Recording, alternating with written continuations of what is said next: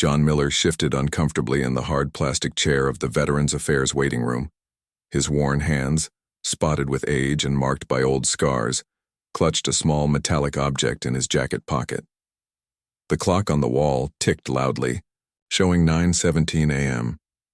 He had been waiting since 8. The VA office buzzed with the usual morning activity. Staff members walked briskly between cubicles. Other veterans, many younger than John's 68 years, filled out paperwork or stared blankly at their phones. John stood out among them in his faded military jacket, the patches so worn their emblems were barely visible. "Miller, John?" called a young woman from behind the front desk. Her name tag read, Samantha Green. She wore her dark hair pulled back. In a tight bun, her expression one of practiced boredom. John stood slowly, his right knee protesting with a sharp pain. He grabbed his cane and limped toward her desk. "Here for my monthly check-in," he said, sliding his VA card across the counter. Samantha barely glanced at him while scanning his card. "You're seeing Dr. Patterson today. Please fill these out." She pushed a clipboard of forms toward him. John took the forms and turned to find a seat. Behind him, he heard Samantha whisper to her colleague, another one of the Space War veterans. Her colleague snickered. "The alien fighter." "Yep. Claims he fought in some big battle around another star. Proxima something." "Proxima Centauri," John said without turning around. His hearing was still excellent, a gift from the neural enhancements all soldiers in his unit had received. And it wasn't just a battle. It was the first contact war. The waiting room grew quiet. John felt the stares but kept walking to his seat. "Sir," Samantha called after him, her voice now professionally polite but with an edge of mockery. "Perhaps you'd like to speak with our mental health services today as, well, Dr. Ramirez has some openings." Several of the younger veterans chuckled. One man in his 40s wearing a Desert Storm cap shook his head. "No need," John replied calmly. "Already cleared by 3 military psychiatrists. I know what I saw." The man in the Desert Storm cap leaned toward his companion. "My uncle works in aerospace. Says there's never been any military missions past the moon. Old-timers got space dementia." More laughter rippled through the room. John sat down and began filling out his forms. He was used to this. It had been happening for almost 30 years now. The ridicule, the disbelief, the concerned glances. After all, according to public records, humanity had never gone beyond establishing the small research base on Mars. According to public records, no human had ever encountered an alien species. According to public records, the Proxima Centauri conflict had never happened. John continued filling out his forms, his hand trembling slightly as he checked boxes about his health complaints. The nightmares, the phantom pains where his original right leg used to be. The headaches from the neural implants that military doctors insisted weren't there. On the television mounted in the corner of the waiting room, a news report caught John's attention. Scientists at the Global Space Agency are reporting unusual signal patterns from the direction of Proxima Centauri, the reporter was saying. Officials have dismissed speculation about artificial origin, stating the phenomena are likely natural stellar events. John's hand tightened around the metallic object in his pocket. It had started humming 3 days ago after being silent. For decades. That was why he had come to his VA appointment a week early. He needed his medical records updated. He needed someone to believe him. "Hey, Miller," called a voice from across the room, another veteran, a woman in her 50s with close-cropped gray hair. "Tell us about the aliens again. Were they green or gray?" More laughter. John ignored them, focusing on the forms. "Leave him alone, Susan," said an older veteran in a wheelchair. "Man's got a right to his stories." "Stories is right," Susan replied. "Next thing he'll tell us is that he has an alien phone in his pocket." John's fingers closed around the smooth metal device. It wasn't a phone, it was a quantum entanglement communicator, given to him by the Aldari allies after the Battle of Proxima Station. It was proof. But no one would believe it even if he showed them. They'd call it a prop, a toy, a delusion. Samantha's voice rose above the murmurs. "Mr. Miller claims he was a lieutenant colonel in some secret space force, says he has an alien, Medal of Honor too." She wasn't even trying to keep her voice down now. The Solar Defense Initiative, John corrected quietly. And it's not an alien medal. It's the Congressional Star of Valor, just classified. Of course it is, Samantha said, rolling her eyes at her colleague. The door to the VA office swung open, letting in a blast of cold air. 3 people in military, dress uniforms entered. 2 men flanked a woman with short silver hair and the stars of a full general on her shoulders. The chatter in the waiting room died instantly. The general's eyes swept the room with practiced precision. When her gaze landed on John, she paused. For a moment, she seemed frozen in place, as if seeing a ghost. "General?" one of her aides asked, quietly. Without responding to the aide, the general walked directly to where John sat. The entire room watched in stunned silence. John looked up at her approach, confusion crossing his weathered face. Then recognition dawned in his eyes. "Carter?" he said, his voice barely above a whisper. "Elizabeth Carter?" The general stood at attention in front of John's chair and raised her hand in a formal salute. "Lieutenant Colonel John Miller, Orion Special Tactics, Proxima Defense Force," she said, her voice clear and carrying throughout the silent room. "It's been a long time, sir." John slowly rose to his feet, instinctively straightening his posture despite the pain in his knee. His hand moved from his pocket to return the salute. "At ease, General," he said, his voice suddenly stronger. "Didn't expect to see you again, especially not here. We've been looking for you, sir, for all surviving members of your unit." She glanced around the room, noting the shocked expressions, particularly on Samantha's now pale face. "I see you've been telling them the truth despite the protocols." "Some truths need to be told," John replied, "even when no one believes them." "General," Carter nodded grimly. "And now we need that truth more than ever." She held out her hand. "May I see the communicator, Colonel? I believe it's active again, isn't it?" John pulled the metal object from his pocket. In the fluorescent light of the VA waiting room, its smooth surface gleamed with an unnatural blue luminescence. Tiny symbols scrolled across its surface in an alien script only a handful of humans could read. "They're coming back," John said, simply. "Yes," General Carter replied. "And this time we're going to need more than just the Orion team to stop them." The VA waiting room remained frozen in silence. The only sound was the quiet hum of the alien device in John's hand. General Carter motioned to her 2 aides, who moved to the doors and politely but firmly asked the staff to clear the room of other veterans. "Sorry for the inconvenience, but this is now a matter of national security," one aide announced. As people filed out, throwing curious glances back at John and the general, Samantha Green remained rooted behind her desk. Her face had lost all color and her hands trembled slightly as she gathered her papers. "You too, ma'am," the second aide said to her. I need to lock the system," Samantha stammered, "and I should tell my supervisor." General Carter raised her hand. "Actually, Ms. Green, I'd like you to stay. You've been handling Colonel Miller's case, correct?" Samantha nodded weakly. "Then you should hear this too." The general turned to John. "If that's acceptable to you, Colonel?" John looked at the young woman who had mocked him minutes earlier. There was no satisfaction in her fear, only a tired recognition of a pattern he had seen many times before. "She can stay," he said simply. Once the room was cleared except for John, General Carter, her aides, and Samantha, the general pulled up a chair directly across from John.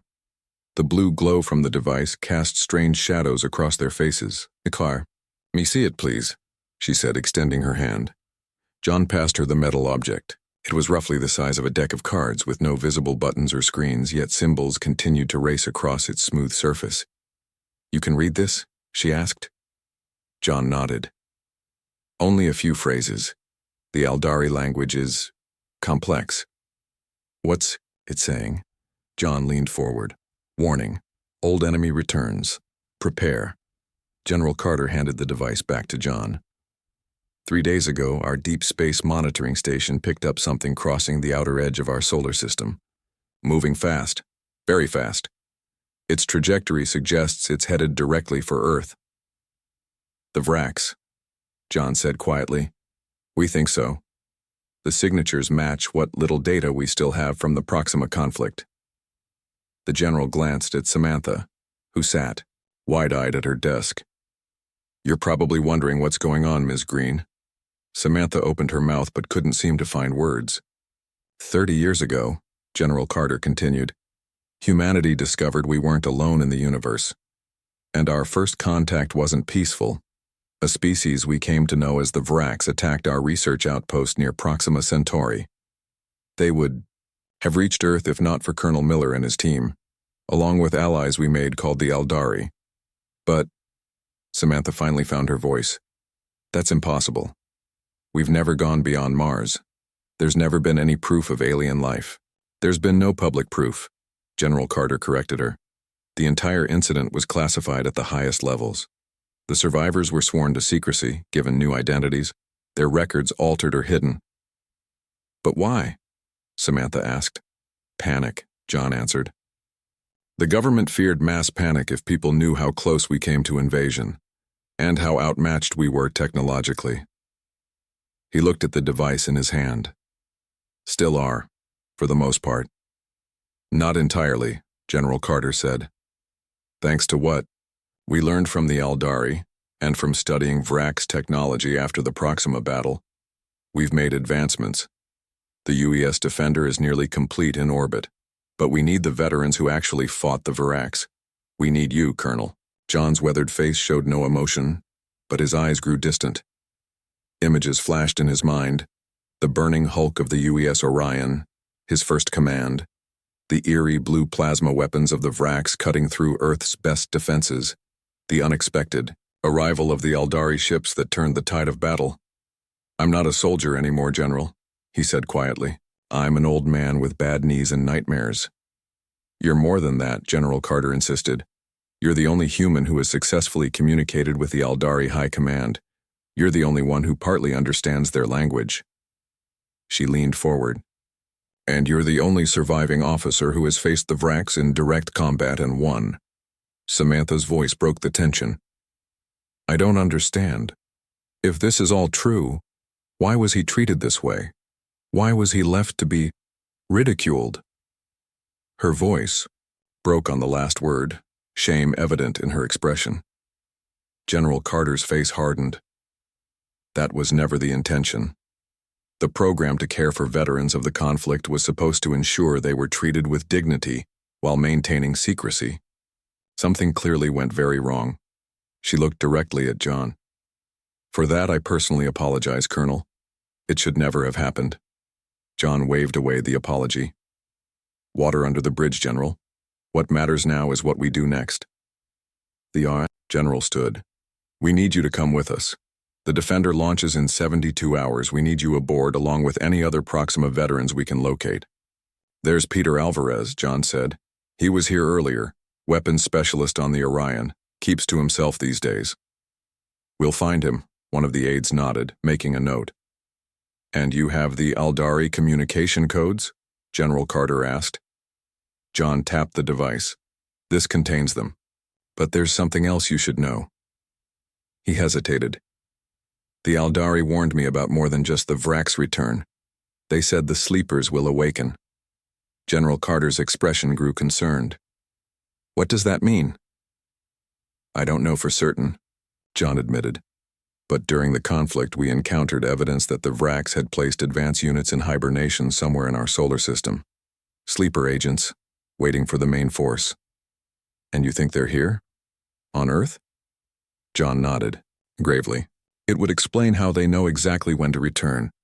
They've been monitoring us, waiting for the right moment. Samantha stood shakily. This is really happening, isn't it? This isn't some elaborate prank or... No, Ms. Green, General Carter said firmly. This is very real. And now you understand why this information has been classified. What happens now? Samantha asked. Now, John said, slowly rising to his feet with new determination. I need access to my real medical records, the ones that show my neural enhancements and prosthetics. I need a combat medic who understands the technology, and I need transport to wherever you're keeping what's left of my old equipment. All arranged, General Carter assured him. A transport is waiting outside. John turned to Samantha. My file. The real one. It should be in the sealed section. Access code Miller Proxima 7 Delta Niner.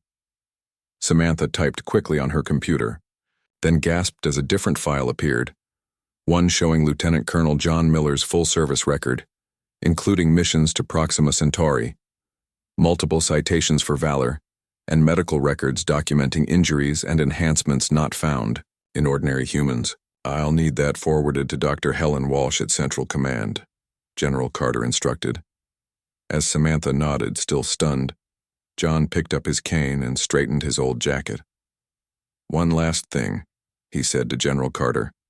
The others in the waiting room, the ones who were laughing. What about them, Colonel? A slight smile crossed John's face. When this is over, if we succeed, they deserve to know the truth too. All of it. No more secrets. General Carter considered this, then nodded. If we succeed, Colonel, I believe it will be time for the whole world to know what really happened at Proxima Centauri, and what's about to happen now. The black government SUV moved swiftly through the city streets. John sat in the back seat next to General Carter, watching the familiar buildings pass by. The alien device continued to pulse in his hand, the blue glow slightly brighter than before. Where are we going? John asked. Mount Weather, General Carter replied. The old Cold War facility has been repurposed as our Earth Defense Command headquarters. It's where we've been developing technology based on what we learned from the Proxima conflict. Samantha Green sat across from them, still looking pale and overwhelmed. General Carter had insisted she come along, citing her clearance level and knowledge of veterans' records. Ms. Green will help us identify other Proxima veterans, the general explained. Many have been misclassified or their files buried. We need to find them quickly. John nodded. Most won't talk about what happened, not after being ridiculed for years. Samantha looked down at her hands. I'm sorry, Colonel Miller. If I had known... You couldn't have known. John interrupted gently. That was the point. Complete secrecy, even from most of the government. The SUV turned onto a private airfield where a sleek military aircraft waited, engines already running. Within minutes, they were airborne, heading west toward the Blue Ridge Mountains. During the flight, General Carter brought out a secure tablet and showed John images of the approaching object. Our long-range sensors picked this up 3 days ago, she explained. It's moving at roughly 1/3 light speed, slowing as it approaches our system. John studied the grainy image. Shape matches Vrak's scout ships, probably the advance team, for a larger force. How much time do we have? Samantha asked. At current speed, 4 days until it reaches Earth orbit, General Carter answered. Our weapons might be able to take out one scout ship, but if there's a fleet following, there will be, John said with certainty. The Vraks never send just one ship. The aircraft began its descent less than an hour later. They landed on a small airstrip nestled in the mountains and were quickly transferred to an elevator built into the mountainside. As they descended deep underground, John felt a strange sense of familiarity. Feels like the Orion, he murmured. General Carter nodded. Many of the engineers who designed this facility served on the Orion. They incorporated elements from the ship's layout.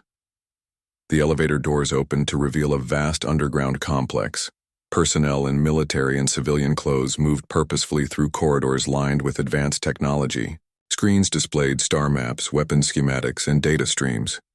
John noticed that everyone they passed stopped and stared at him with expressions ranging from awe to disbelief. Word travels fast, General Carter commented. Colonel Miller? A man in his 50s approached, wearing a lab coat over a rumpled shirt. Dr. William Howard, Chief Science Officer. It's an honor, sir. Your tactics manual from the Proxima engagement has been our Bible. John blinked in surprise. I wasn't aware any copies survived. We recovered it from the Orion's backup systems, Dr. Howard explained. It's been the foundation of our defense planning. General Carter led them to a large conference room where several military officers and scientists waited. As John entered, they all stood at attention.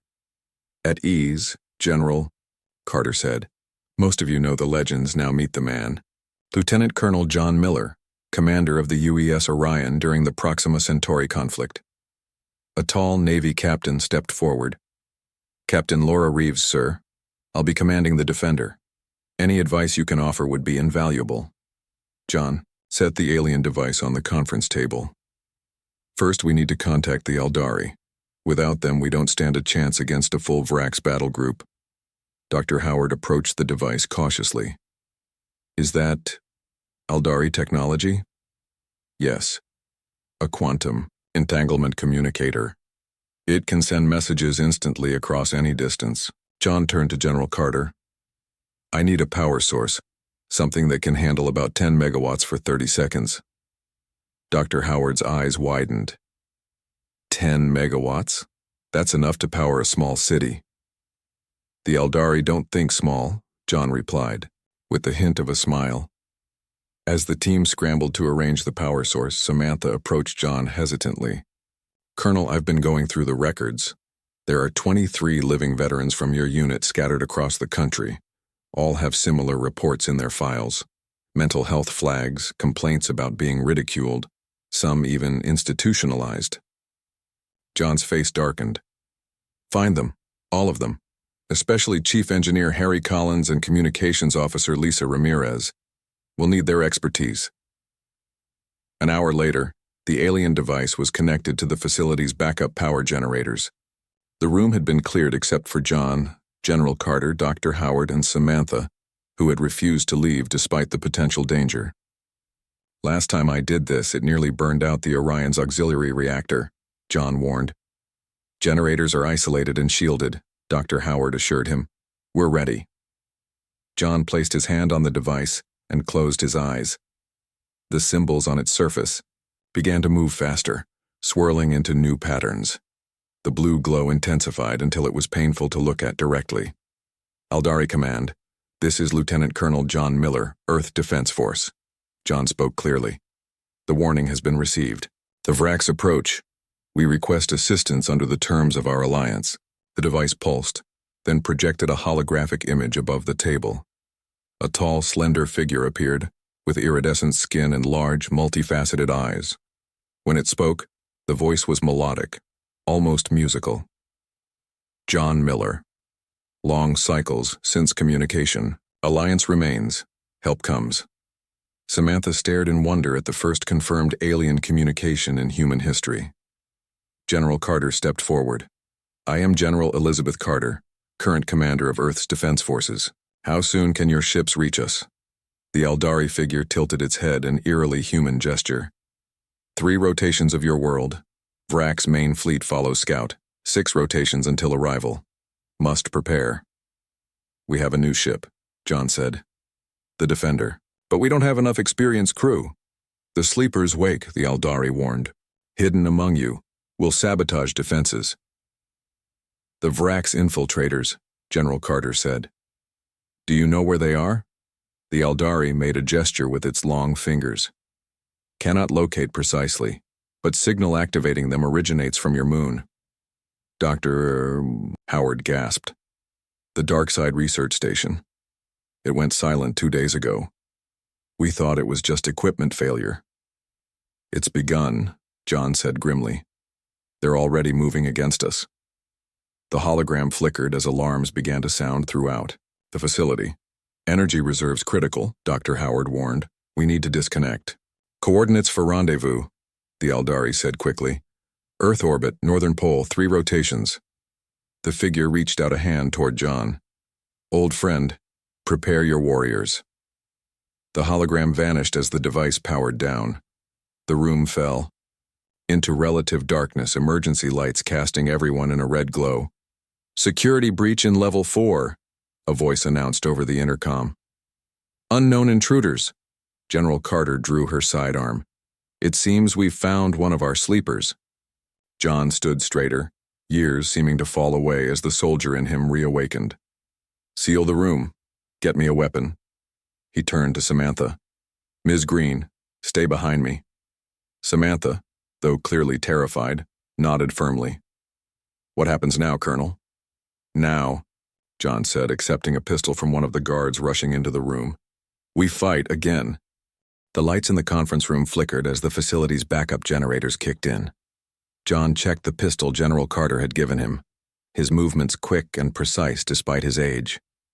"Stay low and behind me," he instructed Samantha, who nodded nervously. General Carter pressed her finger to her ear communicator. "Status report. 3 intruders on level 4, came the tense reply. "Not human. Repeat, intruders are not human." John's expression hardened. "Vrax infiltrators. They must have detected our communication with the Aldari." Dr. Howard moved to a wall panel and entered a code. A hidden cabinet slid open, revealing several weapons that looked nothing like standard military issue. He removed what appeared to be a rifle with glowing blue components.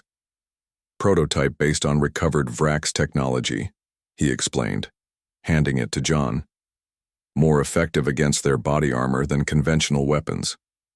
John hefted the weapon, quickly familiarizing himself with its design.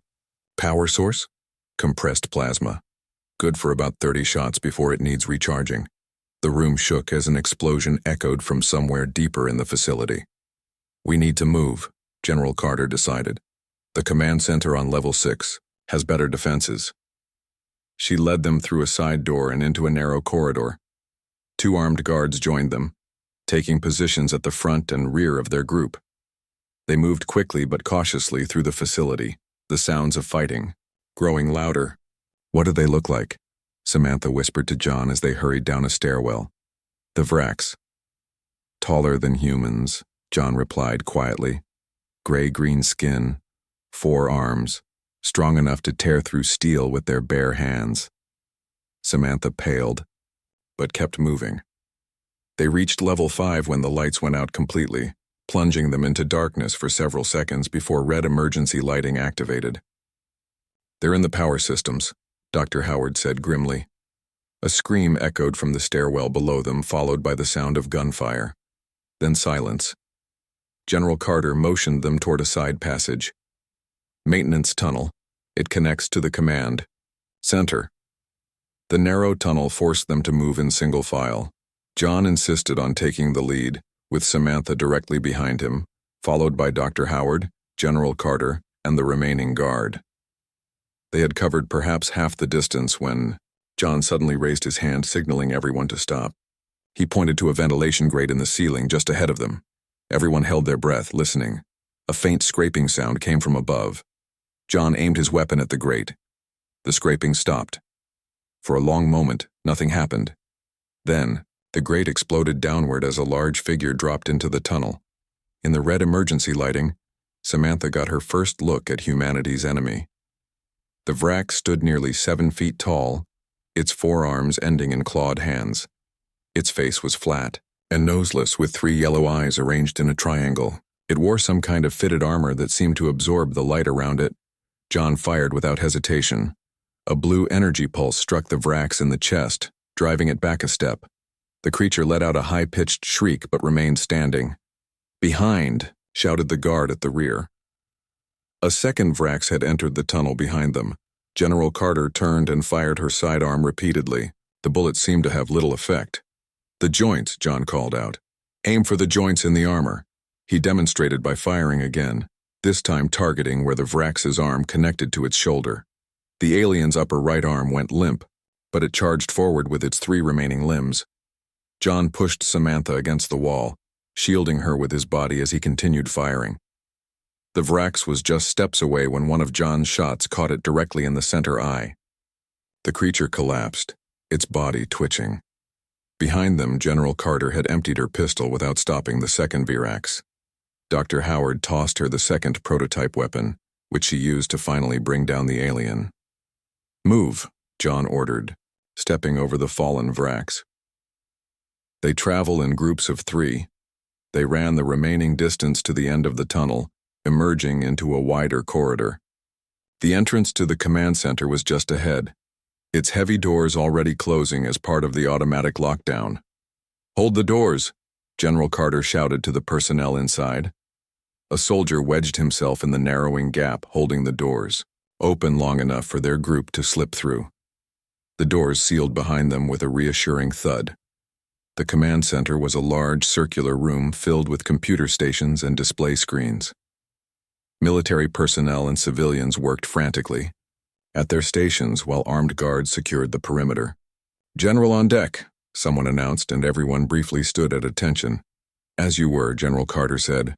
"Status report." A colonel approached them. 7 Vrax infiltrators detected so far, General. We've confirmed 3 neutralized. They appear to be targeting our communications and power systems. They're trying to prevent us from coordinating with the Eldari, John explained. He turned to Dr. Howard. "The Defender, is it ready?" "Final systems check was scheduled for tomorrow," Dr. Howard replied. "But yes, it can fly." "We need to launch now," John said firmly, "before they disable our ability to reach orbit." "General," Carter nodded agreement. "Colonel Banks, contact the Defender. Tell them to prepare for immediate launch and a skeleton crew." As the colonel hurried to comply, Samantha approached John. "Colonel Miller, I've received responses from 15 of the Proxima veterans. They're being transported to various secure facilities now." "Good work," John said. "We'll need them." One of the large screens flickered to life, showing the face of a woman in her late 50s wearing a Navy captain's uniform. Captain Reeves reporting. "General," she said, "the Defender is ready for emergency launch protocols." "Captain, this is Lieutenant Colonel John Miller," General Carter introduced.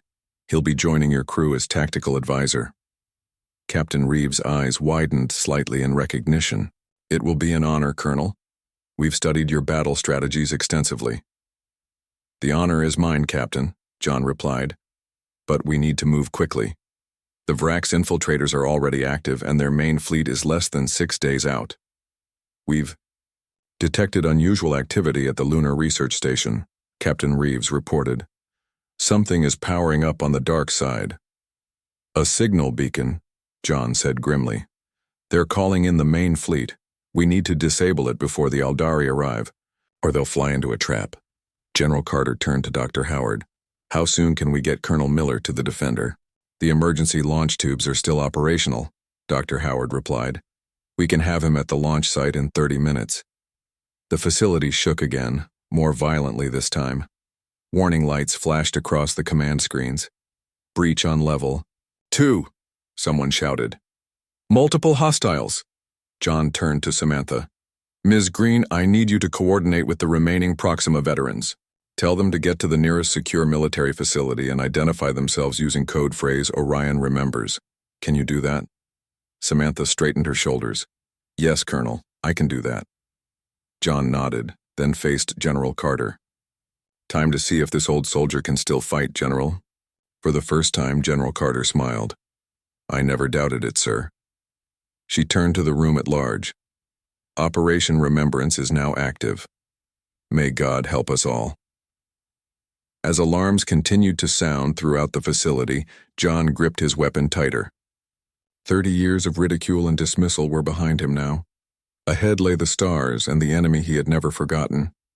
3 days later, John stood on the bridge of the UES Defender, staring out at the vast blackness of space.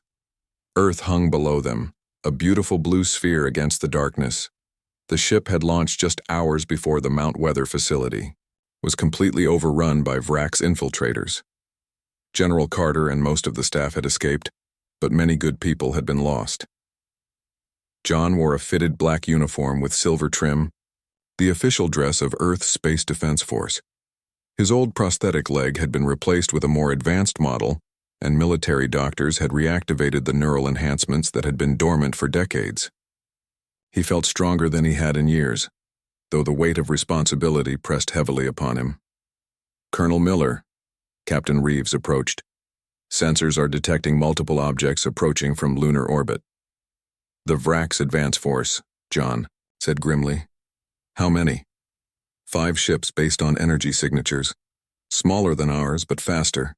John nodded. "Intercept scouts. They'll try to assess our capabilities before the main fleet arrives." The bridge crew worked with quiet efficiency around them. Many were young, with minimal space combat experience. but they were the best Earth had to offer. Among them were 7 veterans of the Proxima conflict who had answered John's call, including Chief Engineer Harry Collins and Communications Officer Lisa Ramirez. Their presence had helped steady the inexperienced crew. "Colonel," Lisa called from her station, "we're receiving a transmission. It's using Aldari frequencies." "On screen," Captain Reeves ordered. The main display flickered, then showed a fleet of sleek silver ships approaching from the direction of Mars. Unlike the angular, aggressive design of the Vrax vessels, these ships were smooth and curved, almost organic in appearance. "The cavalry has arrived," John said with the first real smile in days. A familiar figure appeared on the screen, the Aldari commander they had spoken to at Mount Weather. "John Miller, Captain Reeves. We bring 12 warships as promised. The Vrax must not claim another world." "Thank you, Commander Zorlak," John replied. "We're detecting 5 Vrax scout ships approaching from the moon. A simple test of your defenses," Zorlak observed. "The main battle fleet follows, 22 ships strong. They will arrive in less than 48 hours. Captain Reeves glanced at John, concern evident in her expression. "Even with the Aldari ships, we're outnumbered. Numbers aren't everything," John replied. He turned back to the screen. "Zorlak, the lunar station is being used as a Vrax beacon. We need to destroy it." The Aldari commander's multifaceted eyes blinked in their curious pattern. "Agreed. But first we must deal with the approaching scouts." On the tactical display, the 5 Vrax ships adjusted course, accelerating toward the defender. "They've spotted us," Harry reported from engineering. "Weapons powering up." "Battle stations, Captain," Reeves ordered. Throughout the ship, alarms sounded as crew members rushed to their positions. John moved to the tactical station where a young lieutenant stood ready. "Target their propulsion systems first, then weapons," he instructed. "The Vrax ships are fastest, but their rear quadrant shielding is weakest." "Incoming fire," someone shouted. The defender shuddered as enemy weapons struck its shields. "Shields holding at 87%, Harry reported. "Return fire," Captain Reeves ordered. Blue energy beams lanced out from the defender, striking the lead Vrax ship. The enemy vessel spun sideways but continued its approach. "They're trying to surround us," John observed. He tapped a series of commands into the tactical console. "Captain, recommend attack pattern Orion 3. Captain Reeves nodded. "Execute. Orion 3. The defender suddenly accelerated, diving beneath the approaching Vrax formation. As it passed, it fired all ventral weapons, catching 2 enemy ships with full broadsides. One Vrax scout exploded in a ball of green fire. The second tumbled away, heavily damaged. The bridge crew cheered, but John remained focused. "The Aldari ships are engaging the remaining scouts," he reported. On the main screen, the elegant Aldari vessels moved with surprising speed, firing weapons that seemed to phase through Vrax shields.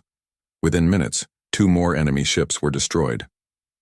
The last scout turned and fled toward the moon. "Should we pursue?" Captain Reeves asked. "No," John replied. "Let it go. We need to deal with the lunar beacon." A new voice spoke from the rear of the bridge. "I might be able to help with that." John turned to see Samantha Green standing in the doorway.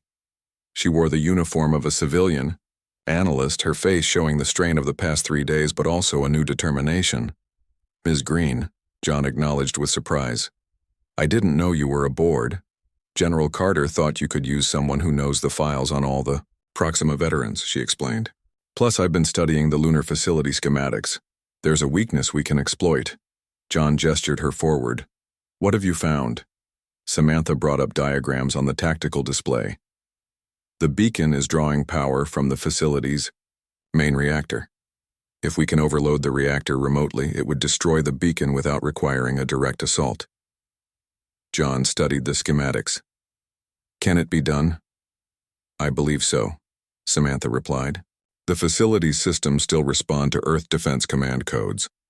If we can get close enough to establish a direct link, that would require getting past the Vrax defenses around the moon," Captain Reeves pointed out. "Not necessarily," Lisa interjected from communications. The Eldari communication device Colonel Miller brought aboard. It operates on quantum principles. Could we use it to establish the link? John's eyes widened slightly. Brilliant, Lisa. Zorlak, he called to the Eldari commander still on screen. Could your technology interface with our lunar systems? It is possible, Zorlak replied. We will assist. Over the next hour, the combined human and Eldari team worked to establish the quantum link. When everything was ready, John gave the order. Execute. On the main screen, they watched as the dark side of the moon suddenly lit up with a massive explosion. The lunar facility and the Vrax beacon were gone. Beacon destroyed, Lisa confirmed. The Vrax fleet will be flying blind when they arrive. A cheer went up from the bridge crew, but John raised his hand for quiet. This was just the beginning, he reminded them. The real battle comes in 2 days when their main fleet arrives. Captain Reeves nodded soberly.